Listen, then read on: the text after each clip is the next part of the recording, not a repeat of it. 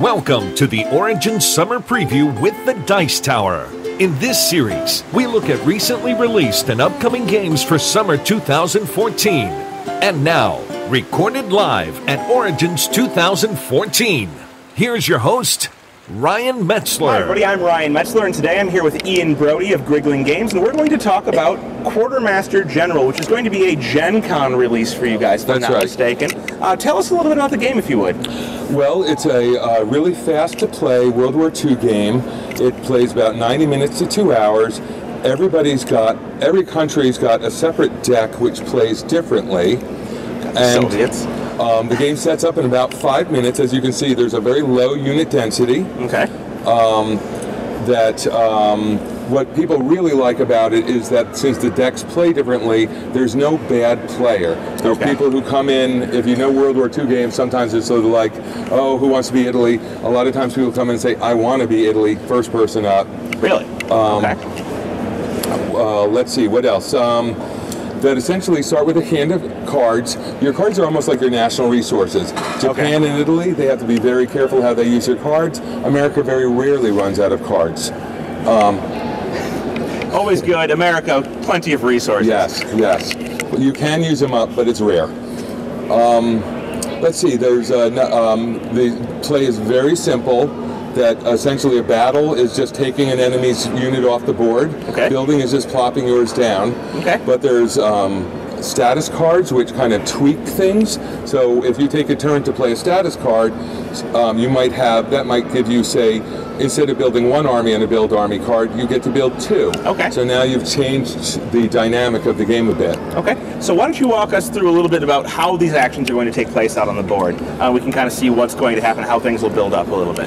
So a very common first turn would be, say, for Germany to, say, play a build army and plop down a tank in Western Europe. So they would play a card to do this? That's right, that's right. So they're going to find a card in their hand that says build army, and they're going to, or navy, for example. And they're going to put a guy out on the board somewhere that they have access to, which is adjacent to where they're already at, I assume. Exactly. It is a game that has a lot to do with logistics, so you always have to kind of trace a supply line out from one of these supply centers. Now, if you're concerned that the British only start in the United Kingdom, and how do they get to Australia, there are event cards. So essentially, like here's an event that says increased Commonwealth support. Recruit a United Kingdom army in India, Australia, or Canada. Well, so now, boom, I'm just placing one down right on the board. You just pop right out into India, not a navy, but and now you're already at a supply center, so you're good to go. All right, perfect. So are those always going to pop you up in supply centers so that you're always connected? No, they're not. So sometimes they have to be played judiciously. A lot of the event cards will give you 2 or even 3 pieces, but they're in inconvenient locations. So they seem very powerful sometimes. So how are you going to earn points in this game? What's the objective? How are you removing players? And what all can give you points in the end of the game? Generally, most of the points are gained at the end of your move. You count up how many supply centers you have pieces on, and you'll get 2 points for each one of those. There are cards that lay out on the table that will give you extra victory points. So, for example, the Italians have a card that says if they have a ship in the Mediterranean, they'll get an extra victory point. You also have a possibility of kind of bombing the stuffings out of your opponent. And if they run out of cards, you're going to get victory points because they ran out of cards. You play as teams, the Axis versus the Allies. Makes sense. But you can play up to 6 players. Communication between the players is limited, so it has a little bit of a flavor in a 2-player game where you know everybody's hand, and a 6-player game where everybody is just sort of guessing what their allies have. And so the main conflicts are going to be for these supply centers, because that's how you're going to get points. You're going to want to try and maneuver yourself to get into a position to remove other players from supply centers in order to score more points at the end of your turn. Awesome. And so the game goes until when? How long does it last? It's 20 turns, or until 2 of the enemy capitals are taken.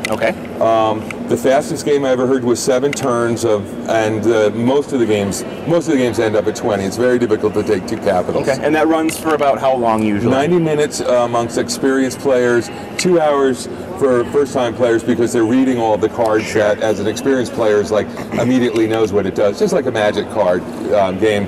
if you open up, you know, a Type 1 deck, it would take a million years. Of course. Well, I think it sounds like an interesting game for those who are interested in war games, especially those who are looking for something that's easy to set up, easy to play, and doesn't necessarily have a ton of the kind of little tiny rules that you're going to have to get ingrained into that you do with a lot of these chit and counter war games that are out there. So I believe the magic of putting cards in the game is this ability to introduce rules one by one, and that means I can explain the game to somebody about 5 minutes, but then they learn the game as they go along. Absolutely.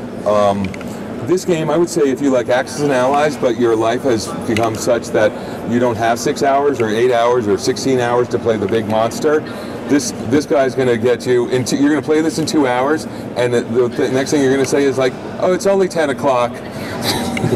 Yeah, well, there you go. All right, well, thank you for showing us the game. As you said, it's going to come out at Gen Con 2014, so here in a couple of months. Yep. And hopefully to distribution shortly after that. So. Yep, it'll be in distribution at the day that Gen Con, it releases at Gen Con. Perfect. Well, thank you for joining us today and for showing us Quartermaster General. Thank you very much. Have a good day.